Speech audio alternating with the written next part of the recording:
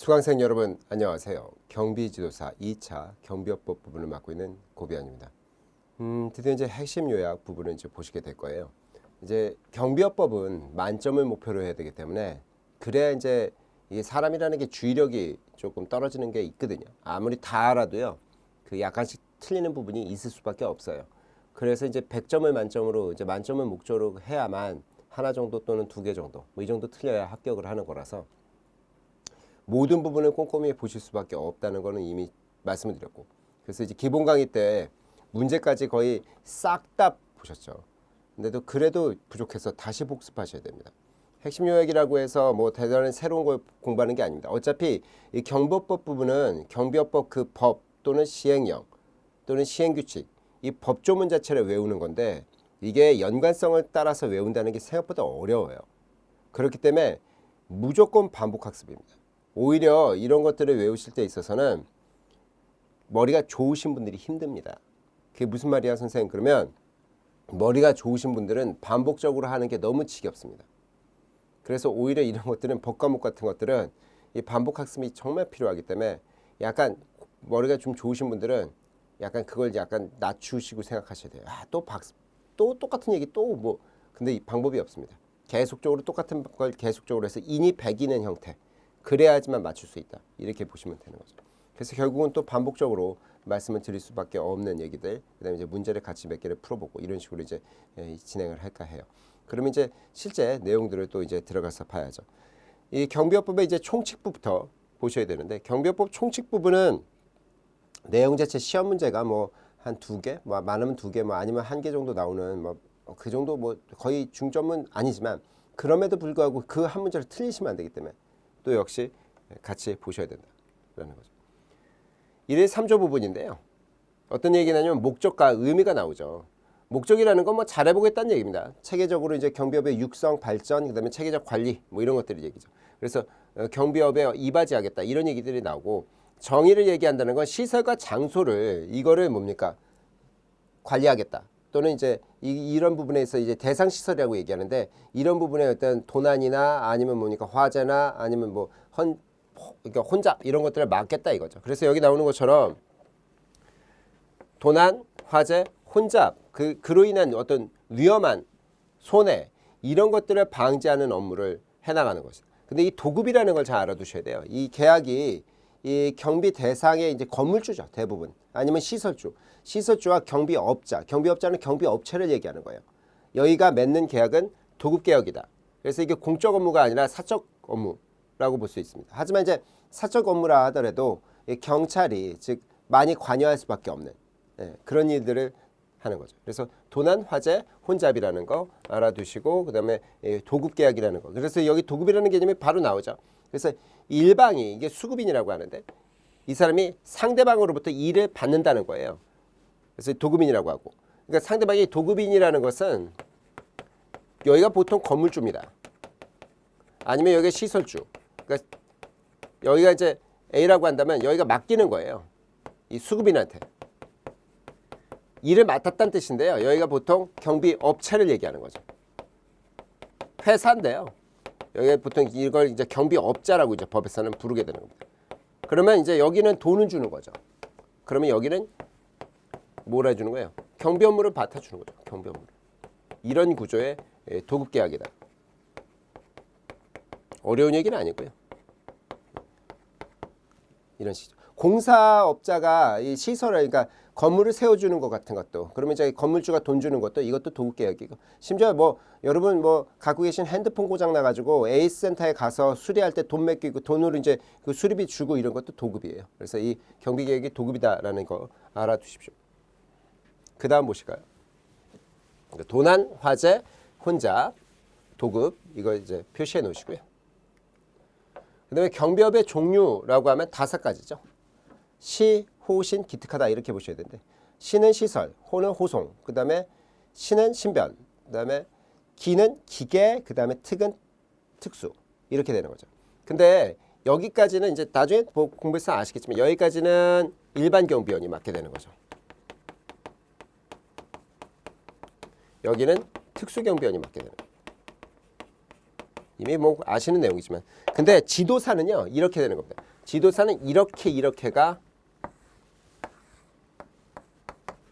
일반 경비지도사가 맞는 것이고, 얘는 기계 경비지도사가 맞는 거죠. 그래서 이런 식으로 나눠지는 것이다라는 건 이미 공부해서 아시겠지만 다시 한번 체크해서 알아두셨으면 좋겠다라는 말씀을 드립니다. 그래서 일단 하나하나씩 좀 살펴볼까 해요.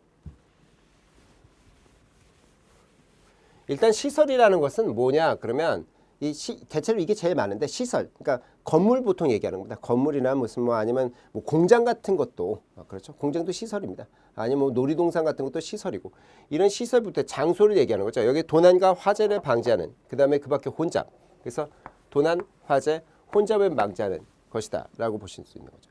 근데 호송이라는 건 그야말로 이걸 물건을 옮겨주는 거죠.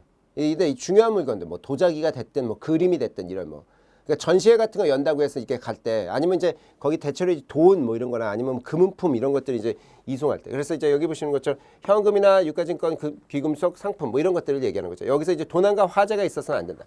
호송 경비를 통제한다는 개념이 있어요. 통제한다는 건 이게 이제 우리가 호송을 갈 때 너무나 중요한 물건이라고 한다면 경찰에다 알리는 거예요. 그래서 경찰이 이거를 좀 도움을 좀 주면 좋겠다. 그래서 여기 보시면 현금을 운반할 때 출발 전날까지죠. 출발 전날까지 출발지에 서장에게 알려주는 겁니다.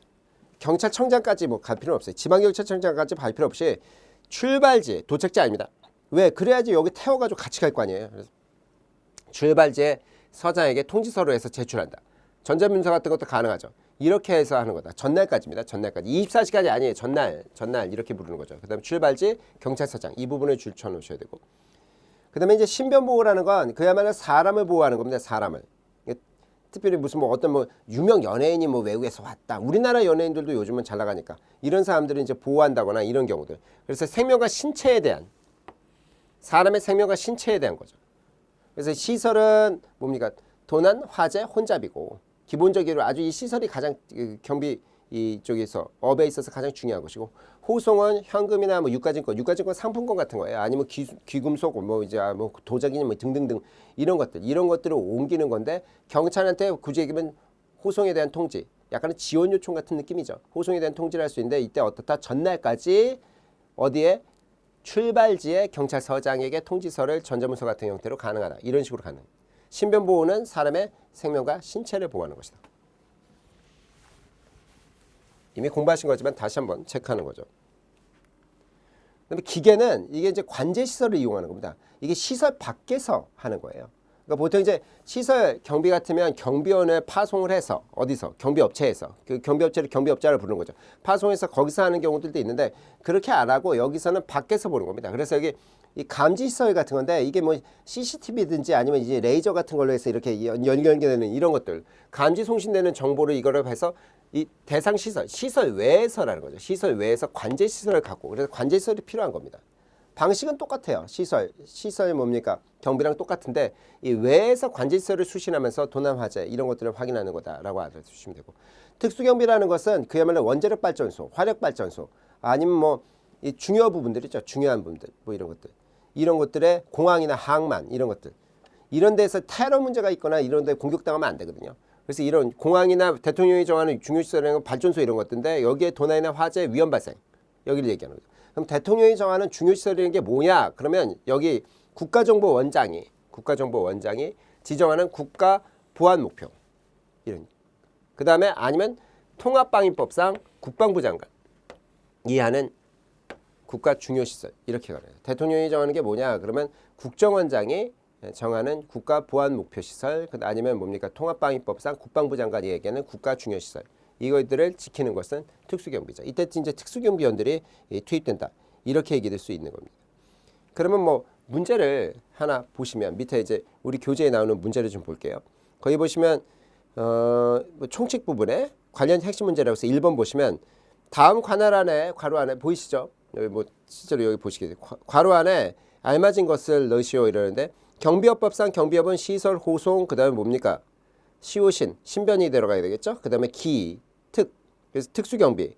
그렇다면 이제 신변과 특수하면 벌써 1, 2, 3번까지는 다 되는데, 이거를 전부 또는 일부를 뭡니까? 도급받아서 도급받아서 하는 거죠. 도급계약이죠. 그러면 1번이 되는 겁니다. 이게 뭐 좀 옛날 기출이긴 하지만 이런 식의 문제가 나온다든지 아니면 이제 이 다음 문제 보시면 기출 14년이라고 되어 있는 건데요. 경비업법률상 용어에 대해서 옳지 않은 것은 이렇게 묻죠.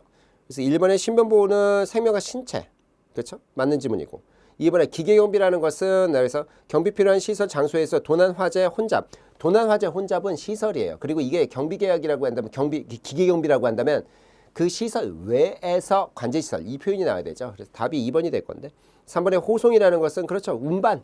운반이라는 개념이 되는 것이고 4번에 특수라는 것은 대통령이 정하는 국가 중요시설 그밖에 그 도난, 화재, 경비 이런 거죠.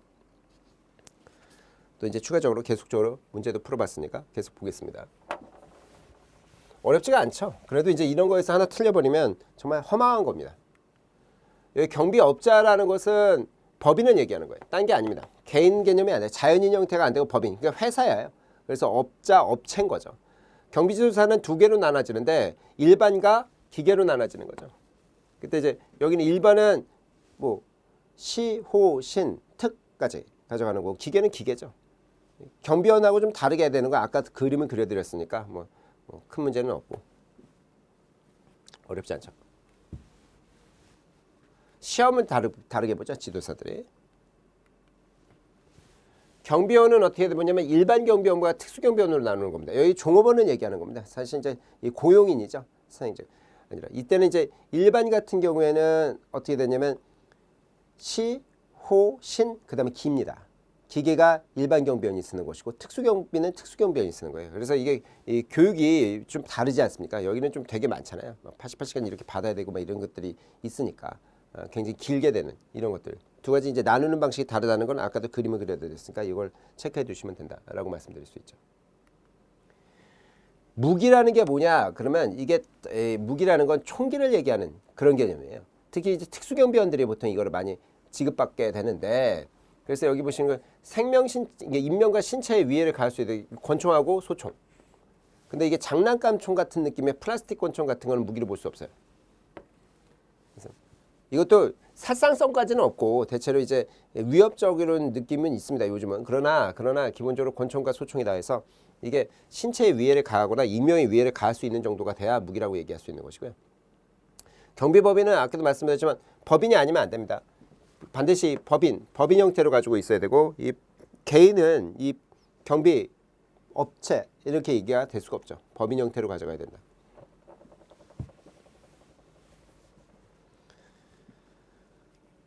좀 더 볼까요? 여기서 이제 이쪽 앞에 부분에선 중요한 건 그야말로 그나마 이 집단 민환 현장이라는 겁니다. 집단 민환 현장은 이제 싸움이 나기가 쉬운, 그러니까 단체로 싸움이 붙기가 쉬운. 그래서 이제 일반 경비원들이 보통 가서 여기를 단속을 하거나 경비를 쓰게 되는데 이 싸움은 이제 안 붙게끔 막는데 이때 일반 경비원들은 이미 공부해서 아시겠지만 폭력 전과가 있으면 안 되죠. 폭력 전과가 없는 사람에게 돼야 된다라는 걸 이미 공부해 놓으셨기 때문에 기억이 나실 겁니다. 근데 이걸 외우실 때 참 어렵잖아요. 그래서 제가 자주 보시는 게 좋다고 얘기했지만 그래도 뭐 핵심인데 어떻게 방법을 좀 해야 되죠. 노동관계나 노동쟁의가 발생한다거나 노라고 외우시고 정비사업이라는 게 이게 뭡니까? 쉽게 얘기해서 뭐 재개발 사업 같은 거 터졌을 때 이게 싸움이 좀 많이 나요. 그래서 그다음에 정비 사업이 재개발을 얘기하는 거거든요. 그다음에 이제 특정 시설물, 그러니까 골프장이 들어선다거나 발전소가 들어서고 그러면 이게 싸움이 좀 납니다. 못 들어오게 하려고 이 지역 주민이 그 집단 이기주의라고 하나, 님비라고 하나, 뭐 이런 것들이 발생할 때가 있고, 그다음에 이제 주주총회 때, 주주총회도 다 이것도 이해관계가 다 대립해야 되는 겁니다. 이해관계가 다 대립하는 개념이 있어줘야 돼요.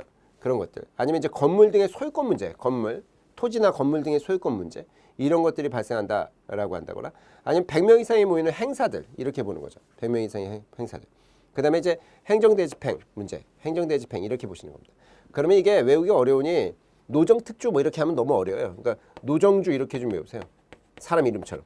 그다음에 특별한 건이 생기면 100대를 맞던지 뭐 이런 식으로 좀 유치한데 어쩔 수 없죠. 노정주가 특별한 건수를 갖고 오니까 100대 뭐 이렇게. 너무 유치하죠. 방법이 없습니다. 그래도 이게 자꾸 까먹으면 안 되니까 노하면 뭡니까? 노사, 노종등의 이런 것들이고 정인 정비사업, 보통 재개발 사업 얘기. 주는 주주총회에서 이해관계 대립한다. 특은 뭡니까? 이거는 특정 시설물, 보통 특정 시설물이 골프장 같은 거 생각하시면 좋겠고, 건물 또는 토지의 소유권의 점유권 문제 때문에 싸움 난다는데 100은 100명 이상이 모이는 어떻게 되는 거예요? 문화 또는 행사들, 공연 행사들, 이런 거 체육 행사들 생각하시면 되고, 여기는 대는 대집행이다. 그래서 좀 유치하지만 노종주가 특권 하나 하니까 100대 이렇게 좀 이해해 두십시오. 그러면 문제를 좀 풀어볼까요? 거기 집단민원 현장 그 부분에 이제 뒤에 노종주 특권의 100대라는 이 부분에 밑에 나오는데, 경비업법상 집단민원 현장에 해당되는 것은 이러면 30명 모인 예술, 50명 모인 문화, 90명 모인 체육, 120명 모인 국제. 그러면 뭐 100명 이상이니까 4번이죠. 너무 쉬운데 뭐 그러나 이제 이렇게라도 외워두셔야 된다. 노종주 특권 100대 이렇게 좀 써놓으세요. 좀 유치하지만 이게 노종 특주 이러면 좀 이게 입이 잘 안 붙어요. 노종주 사람 이름 같이 노종주 특권 100대 이렇게 외워두시면 좋겠다라는 거죠. 여기까지가 이제 총칙에 대한 얘기죠. 총칙에 대한 얘기는 별게 없으나 그래도 기본적인 내용들이니까 특히 집단민원 현장 같은 거 외워둬요. 노종주 특권 100대 이렇게 좀 외워서 노동쟁이, 그다음에 주는 정비사업, 정은 정비사업, 주는 주주총회, 그다음에 특은 특정 시설물, 뭐 골프장 같은 거, 그다음에 건은 건물이나 토지에 대한 문제, 그다음에 100명 이상 모이는 행사들, 그다음에 대는 대집행 이렇게 좀 외워둬요. 행정 대집행. 그다음에 이제 보셔야 되는 게 이 경비업 허가에 대한 얘기를 좀 봐야 됩니다. 경비업 허가 부분은 시험에 잘 나오고요. 내용이 좀 어렵게 나와서 여기서는 틀릴 가능성이 높기 때문에 잘 보셔야 돼요. 좀 중요한 부분이라고 좀 볼 수 있습니다. 우리 시험에 있어서. 그래서 같이 좀 보시면 내용이 좀 어렵죠. 경비업은 이제 허가를 받아야 됩니다. 그래서 경비업체를 만든다면 이제 허가를 받아야 되는데, 이 누가 허가를 해주는 것이냐? 그럼 결국 국가가 해주는 거죠. 경찰이 해줍니다. 보통. 그래서 여기 보시는 것처럼 이 경비업의 주체는 지방경찰청장이 내주게 돼 있어요. 이 지방경찰청장, 뭐 경찰청장까지 올라가기는 좀 너무 그렇고, 경비업체가 굉장히 많거든요.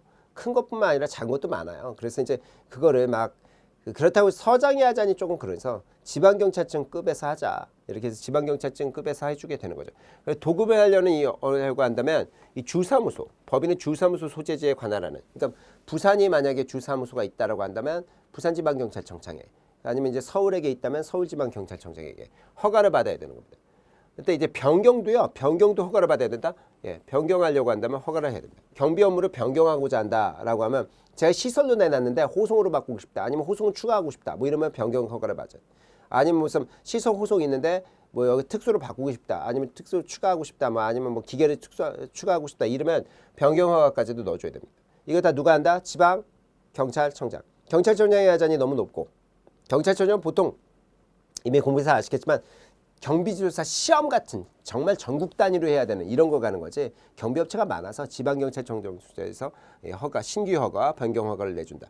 허가의 객체라는 뜻은, 이 객체라는 뜻은 그때도 설명드렸지만 이게 대상이 누구냐? 그럼 경비업자죠. 경비업자는 경비업체입니다. 법인이에요. 법인. 경비업체를 얘기하는 거다. 경비업자는. 그래서 경비업의 허가의 주체가, 변경 허가의 주체가 누구다? 지방경찰청장이다. 머릿속에 넣어놓으시고. 그래서 이제 방식은 이런 거죠.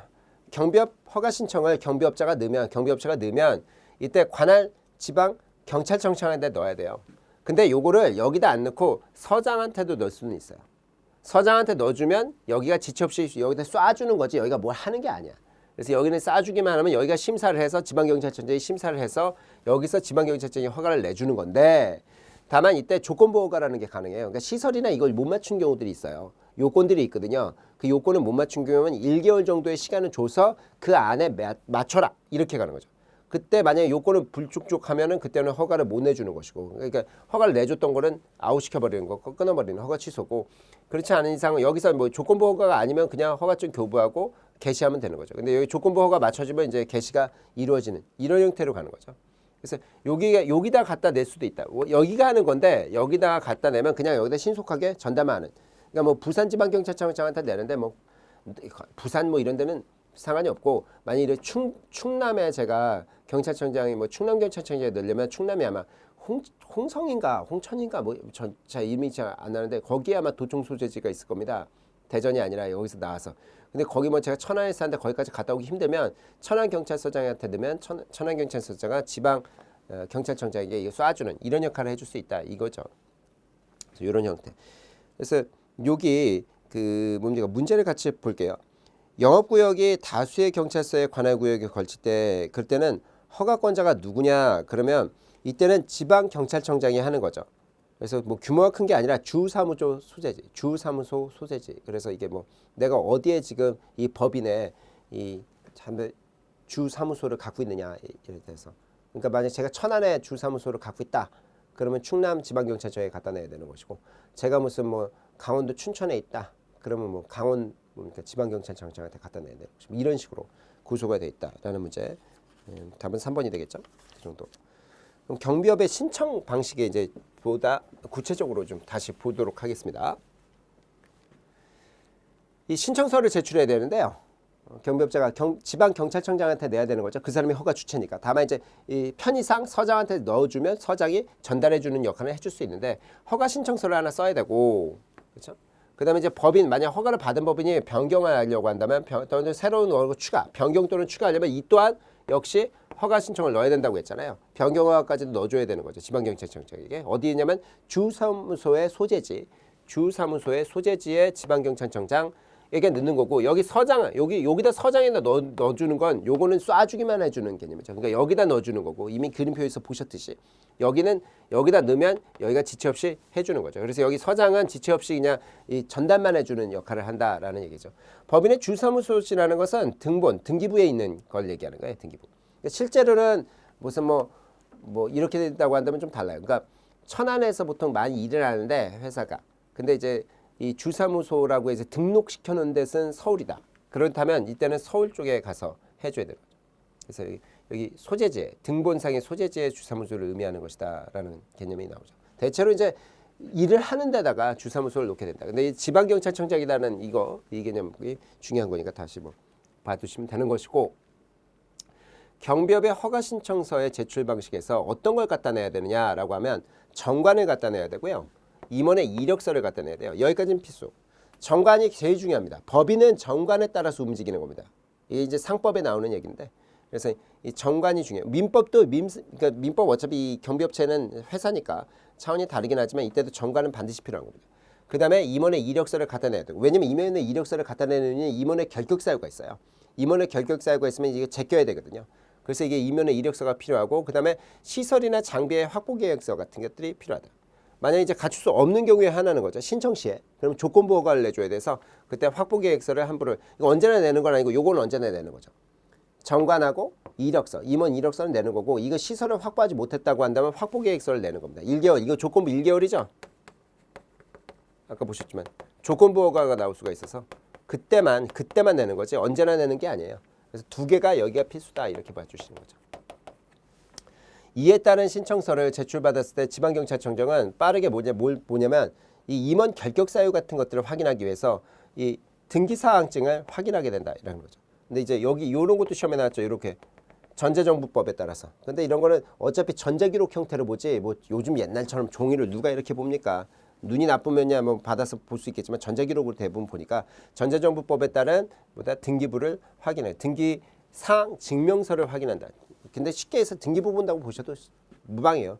등기사항 증명서를 확인해서 이 사람이 임원의 결격이나 뭐 문제가 있는지 확인한다. 그래서 뭘 내는 거다? 정관과 임원의 이력서를 내는 거고, 요건을 못 갖췄으면 조건부 1개월 내에 조건부 허가를 받기 위해서 확보계획서, 시설 확보계획서 같은 걸 내는 것이고, 그러면 지방경찰청장은 빠르게 전자정부법에 따라서 등기사항 증명서를 확인한다라고 알아두셔야 돼요. 경비업 시설 기준, 이게 참 중요해요. 이게 참 중요하고 우리 교재에도 아마 여러분 교재에도 도표로 나와 있을 텐데, 이 허가를 받고자 하는 법인은 이 업체는요 요건을 갖추고 있어야 됩니다. 요건 인력이나 자본금이나 아니면 장비나 교육장이나 이런 것들이 필요해요. 그러니까 대통령령이 요구하는 1억 원 이상은 반드시 필요합니다. 근데 여기 뒤에 보시게 되지만 특수경비 같은 경우는 3억이 필요해요. 그 다음에 인력은 시설경비 같으면 20명 이상 이렇게 필요하다.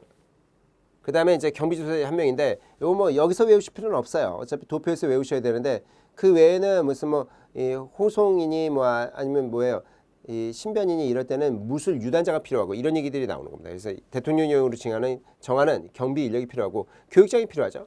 교육장은 그 사람들 숫자를 다 교육시킬 수 있는, 그러니까 우리의 고용인이라고 할 수 있는 경비원들을 교육할 수 있는 정도의 크기가 있어줘야 되는 것이고 그밖에 이제 대통령령에 따라서 얘기하는 거죠. 그 다음에 여기 보시면 자본금이나 시설 보유 같은 거에 별표 규정이 따르는데 이 별표 규정을 외우셔야 되는 겁니다.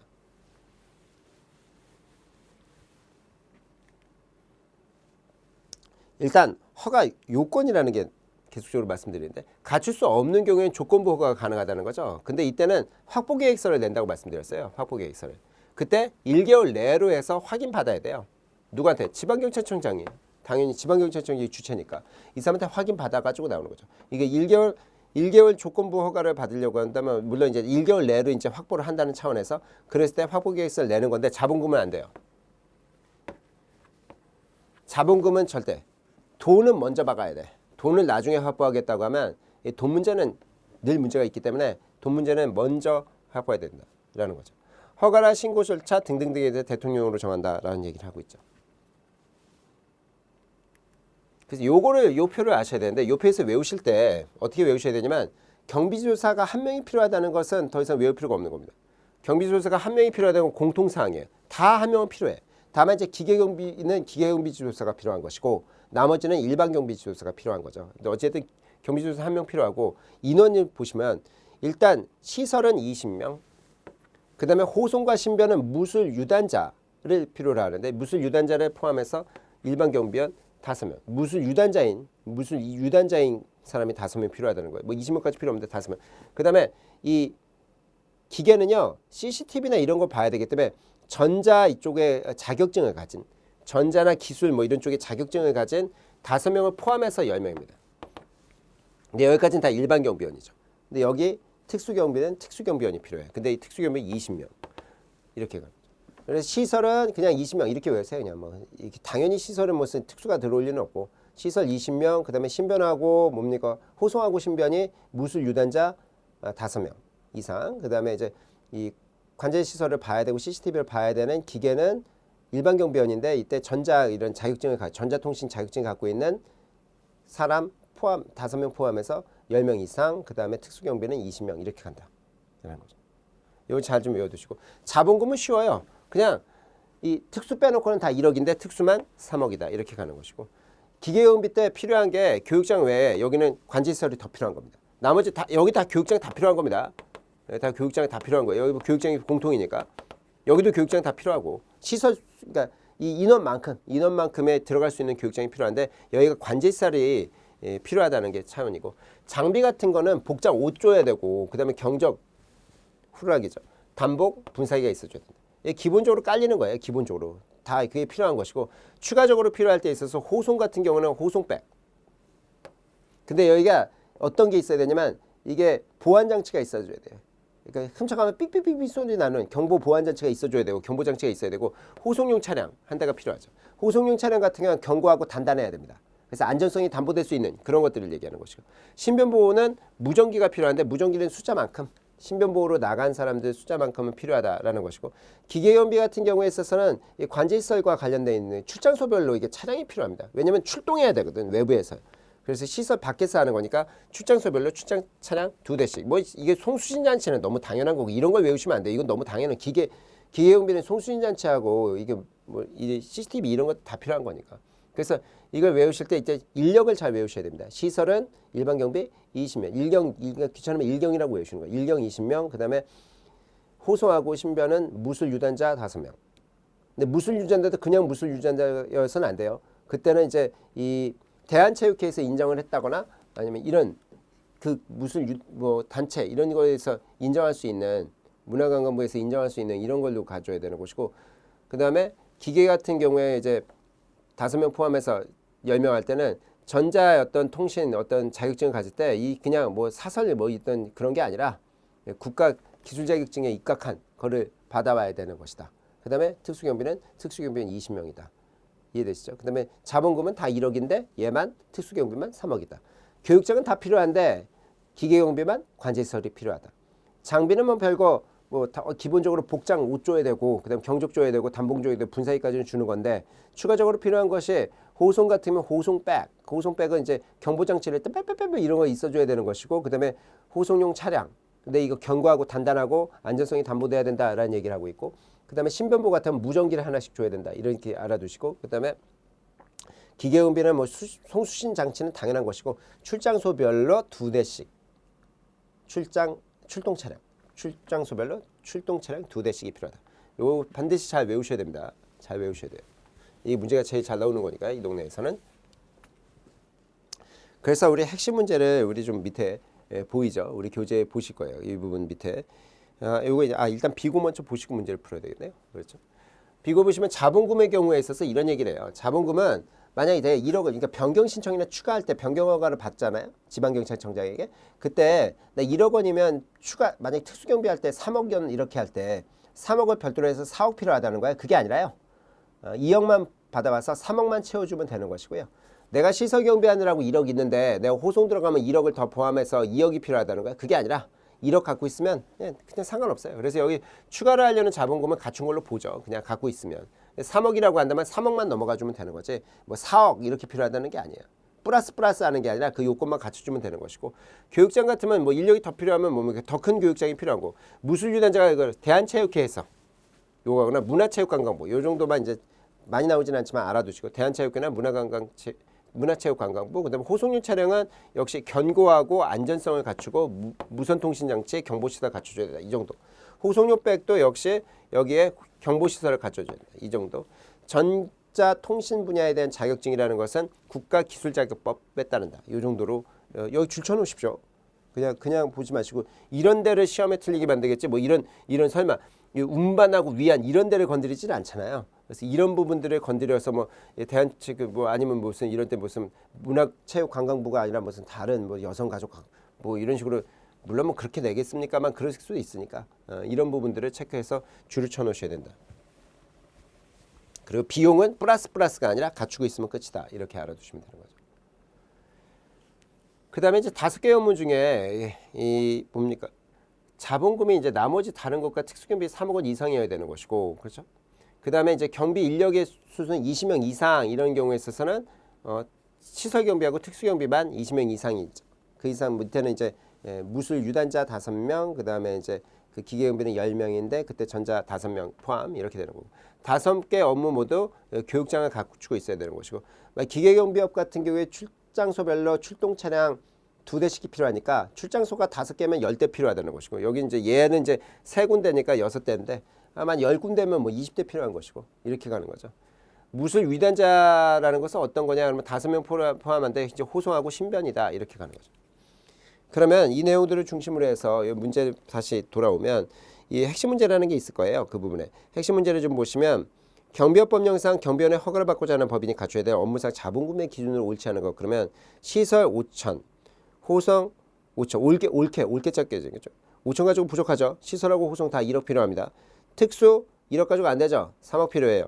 기계 1억, 기계 1억이면 되죠. 시오신기까지는 1억이고요. 특이 3입니다. 그 다음에 보셔야 될 내용은 경비업 허가의 제한이라는 걸 좀 보실게요.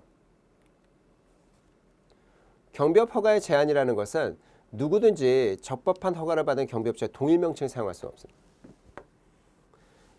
그냥 그게 뭐냐면, 만약 예를 들어서 뭐라고 할까, 뭐 영어는 안 될 것 같습니다. 더 좋은 경비 뭐 세상 뭐 이런 식으로 상호를 얻었다 어떤 데가, 그러면 이거와 똑같은 형태로 얻을 수는 없다. 동일 명칭으로 경비업을 여줄 수 없어요. 그건 안 됩니다. 허가를 받을 수 없습니다. 왜냐면 이게 헷갈리기 때문에, 동종업체하고 같은 업종이니까 헷갈리기 때문에 이건 안 된다라는 것이고요. 경비업에 대해서 만약에 2호하고 7호 문제가 있다라고 하면 경비업이 취소된 경우는 2호하고 7호, 이때는 취소되는 10년이 지나지 않는데 누구든지 경비업 동일한 명칭으로 허가를 받을 수 없어요. 2호하고 7호가 허가 취소 사용 중에 중요한 거잖아요. 이게 어때냐면 허가받은 경비업 이외의 일을 한다거나 허가받은 이외의 경비업 이외를 한다거나, 이거 기억나실 거예요.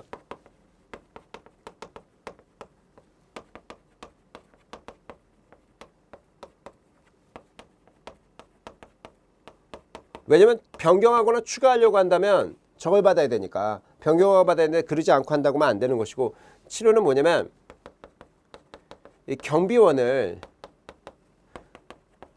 경비 업무를 벗어난 행동을 하게 하는 경우, 이거 벌칙 조항까지 있잖아요. 벌칙 조항까지. 그래서 이런 경우들이 된다면 동일 명칭으로 10년이 지나지 않는 이상 이거를 허가를 받을 수 없습니다. 이름을 바꿔줘야 돼요. 회사 이름을 아예 바꾸지 동일 명칭으로는 이걸 할 수가 없다. 그래서 2호와 7호는 언제나 잘 외워두셔야 됩니다. 허가받은 경비업 2회의 경비 업무를 하거나 7호 같으면 경비원의 경비 업무에 벗어난 행위를 한다거나 이런 개념들이라는 걸 좀 알아두셔야 되는 거다라고 말씀드릴 수 있죠.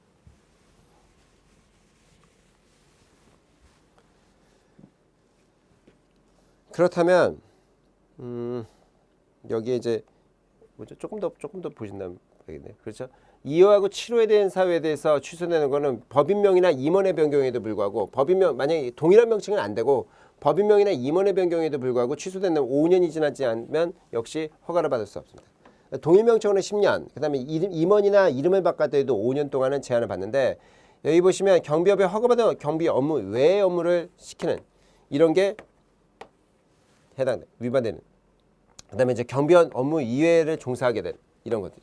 아니면 경비원으로 하고 경비원 벗어난 행위를 한다. 이게 이제 방금 전에 제가 써드렸으니까 이런 것들이 2호하고 7호. 2호하고 7호는 10년 동안 동일명칭 못 쓰고 이름 바꾸거나 임원을 바꿔도 5년 동안은 동일명칭으로 그러니까 동일명칭이 아니라 이 저기 허가를 못 받아요. 경비업을. 그래서 굉장히 중요한 개념이다라는 거 알아두셔야 됩니다. 그러면 이제 여기 우리 교재 문제를 핵심 문제를 좀 볼까요? 같이 보실게요. 경비업 법령상 경비업 허가에 관한 설명으로 옳지 않은 것은 이렇게 얘기가 나와요. 1번에 보시면 누구든지 허가를 받은 경비업체와 동일한 명칭으로 경비업 허가를 받을 수 없다. 당연하죠. 섞일까봐 동종업체이니까 안 된다 이런 얘기를 하는 것이고 2번에 허가받은 경비 업무 외에 업무를 경비로 종사케 해서 허가가 취소됐다. 그러면 이게 뭐예요? 동일 명칭으로 10년 그 다음에 이름을 바꾼다가 명칭을 바꾼다가 아니면 또 임원을 바꾼다 해도 5년 동안 못 받잖아요. 취소된 날부터 5년이 지나지 않나 누구든지 허가된 취소와 동일 명칭 아닙니다. 5년 아니고 10년이에요. 동일 명칭은 10년이고 이름을 바꾼다거나 아니면 뭐예요? 임원을 바뀌었을 때 5년이죠.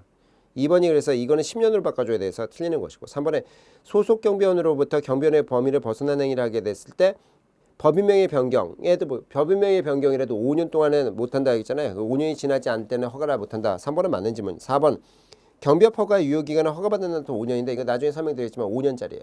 허가받은 날부터 5년이다. 그래서 답은 이 문제는 2번이 되겠죠. 이런 문제가 나온다. 그 다음에 조금만 더 보실까요? 경비업의 허가 절차 등에 대한 사항이라는 걸 이제 좀 보셔야 되는데 허가 심사할 때는 이 누가 하는 거냐 하면 당연히 지방경찰청장이 하는 거잖아요. 지방경찰청장이. 그래서 아까 이걸 받자마자 뭡니까 전자정보법에 따라서 이 등기사항 증명서를 보게 된다고 말씀드렸잖아요. 다음 사항은 검토한다는데요. 일단 경비업을 영위하는 법의 임원의 결격사유를 보는 거예요. 이게 있는지. 그 다음에 이게 확보됐는지 또는 확보 가능성이 있는지 1개월 사이에 확보 가능성이 있는지 그 다음에 이 경력도 봅니다. 대표자나 경력 보고 당연히 자본금을 보죠. 자본금은 이거는 조건부 허가가 나올 수가 없어요. 이건 조건부 허가 대상이 아니에요. 시설과 장비만 그렇지 조건부 허가 대상이 아닙니다. 아까 나왔던 거죠. 이게 대상이 아니다. 이거는 무조건 먼저 갖고 있어야지. 1개월 동안 조건부 허가로 뭐 나중에 채우는 건 시설과 뭡니까 그 장비 같은 거지. 이거는 아니다라는 거 알아두셔야 되는 거. 뭐 방금 전에 보셨던 거지만 이면의 결격사유, 확보 문제, 그 다음에 자본금과 경력 이런 것들을 볼 수밖에 없다. 이걸 다 보게 되는 거죠. 이걸 봐서 지방경찰청장이 허가를 내줄 거냐 말 거냐 아니면 뭐 추가하겠다 변경허가 나면 변경을 받아줄 거냐 말 거냐 이게 되는 거죠. 임원의 결격사유가 있죠. 이거 이제 보통 결격사유를 한꺼번에 외우셨잖아요. 기억나시겠지만 일반 경비원과 이 지도사, 경비지도사는 결격사유가 똑같죠. 그래서 그걸 외우셔야 되고 동시에 그걸 외울 때 특수경비원도 외우셔야 되는 동시에 플러스 청경찰까지 같이 외우는 건데 일단 뭐 임원 먼저 나왔으니까 임원 먼저 얘기하면 피파 이거는 7, 3, 3, 5 이렇게 외우는데 어떻게 외우셔야 되냐면 보세요. 피파 금실로 외우셔야 된다고 말씀드렸죠. 제가. 왜냐면 그냥 실하면 이게 헷갈려요. 뭐 실형이 떨어졌다는 건지 뭔지 그래서 금고 이상의 형의 선고를 받고 실효가 되지 않은 자 이렇게 외우죠. 피파 금실 그다음에 특벌삼입니다. 그냥 이렇게 뭐 실 그다음에 3, 3, 5 할 때 3이라고 외우시면 헷갈려요. 특수경비에 대해서 벌금형 받고 3년이 지나지 않아요. 특벌삼 이렇게 외우셔야 돼요. 이해되시죠? 그래서 요거를 좀 변형해서 외우시면 피파 그다음에 그러니까 금실 그다음에 특벌쌈 그다음에 이제 3호 이렇게 외우셔야 돼요. 그러니까 피는 피성유 후견인 피한자 후견인 뭐 이거야 뭐 늘 나오는 거잖아요. 그다음에 파는 파산 선고받고 복권되지 않은 자. 이거 복권된 자 뭐 이런 식으로 나오니까 이거 조심해야셔야 돼. 복권되지 않은 자.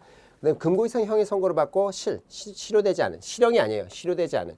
그래서 금실 이렇게 외우시는 것이고 특수경비에 있으면 요거는 이제 그냥 3이 아니에요. 벌금 받고 3년이 지나지 않은 거 그냥 3이 아니라 특수경비 법인이어야 됩니다. 특수경비 법인. 특수경비에서 그때 경비업법이나 대통령 경호법에 위반해서 벌금 3년 이걸 선고받고 3년이 지나지 않은 이걸 얘기하는 것이고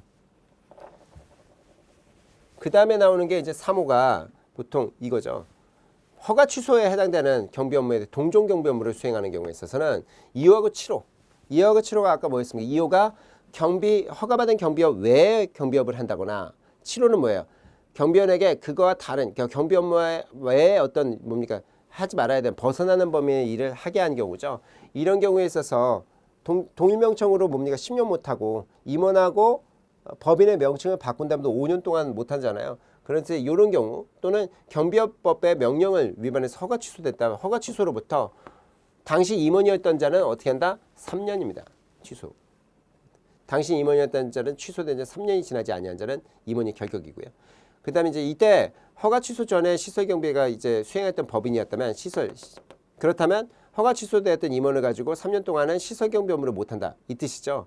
시설경비 외에 임원은 될 수 있다는 거예요. 시설경비 아닌 호송 이런 거는 된다는 거예요. 이것은 동종만 못 된다는 거죠. 그래서 동삼 이렇게 외우시는 것도 방식이고. 네. 그렇죠? 그 다음에 여기가 이후7호 사유로 허가가 취소됐는데 이때 임원이었던 자가 허가가 취소된 날부터 5년이 지나지 않는 거죠. 5년이 지나지 않는. 이해되시죠? 여기는 여기는 2575를 제외한 거에서 3년이고요. 2575 동종에서 했지만 2575는 어떻게 된다? 2575 앞에 저 미음은 2575를 제외한 허가 취소 사유인 경우 그 당시에 임원이었던 자는 3년 동안 못 한다는 거. 동종 업무만. 근데 2575에 해당되면 아예 뭐 동종이고 나발이고 아무것도 못 해요. 동종이든 이종이든 5년 동안 못 한다. 라는 거죠. 2호하고 7호는. 앞에 2575 외에는 3년, 2575는 어떻게 된다? 5년간 아무것도 못 한다. 이렇게 보는 거죠. 그래서 여기 보시는 것처럼 다시 얘기하면 미음에 대한 2575 외에 있어서에는 동종에 대해서만 3년간 제한이 되는 것이고 2575인 경우는 동종, 이종 다 포함해 동이종 다 포함해서 5년이다. 그래서 미성년자는 결격 사유가 아닙니다. 미성년자는 보통 이제 일반 경비나 특수경비 결격 사유지만 여기는 결격 사유가 아니다. 그러면 이 문제를 좀 보시면 핵심 문제 보시면 경비업법상의 법인의 임원의 결격 사유에 해당되는 것은 그러면 파산 선고 받고 복권되지 않은 자지 복권된 자라고 나오면 안 됩니다. 이미 풀어보셨던 거지만 다시 푸는 겁니다. 복권되지 않은 자 이렇게 되죠. 복권된 자 이러면 이 사람은 결격 사유에 해당되지 않습니다. 가능해요. 그다음에 2번에 금고 이상의 형의 선고를 받고 그 형이 실효되지 않은 자라야 되잖아요. 금실이라는 것은. 실효된 자 이러면 이 사람도 될 수 있는 것이고 3번에 대통령 경호법에 따라서 벌금형의 선고를 받고 3년이 경과되지 않은 자 이래야지. 3년이 지나지 않은 자. 그래서 경과된 자 하면 이 사람도 할 수 있는 것이고 4번에 경비업법령에 위반되는 취소 당시에 임원으로부터 허가 취소로부터 3년이 경과되지 않은 자는 이 사람은 못하죠. 동종 업무에 대해서만. 그래서 이제 4번이 답이 된다. 이런 얘기들을 할 수 있는 거예요. 임원의 결격 사유 부분까지 말씀을 드렸어요. 이 부분에서 좀 끊고 다음번에 보시는 게 좋겠어요. 임원의 결격 사유 매우 중요하고 그다음에 여기서 이제 오늘 같이 말씀드린 이번 시간에 같이 말씀드린 부분에서는 집단 민원 현장에서 알아두셔야 되는 개념들 그다음에 시설 요건들 알아두시고 그다음에 여기 임원의 결격 사유 부분은 잘 봐두셔야 된다라는 말씀드립니다. 그러면 다음번 시간에 끊어가지고 이 허가 내용들부터 경비업법의 허가 내용들의 이제 절차 같은 것들은 다음번 시간에 클립에서 같이 만나 뵙도록 하겠습니다. 장시간 시청해 주셔서 감사하고요. 계속적으로 반복적으로 학습하는 방식으로 이어나가 주시길 바랍니다. 감사합니다.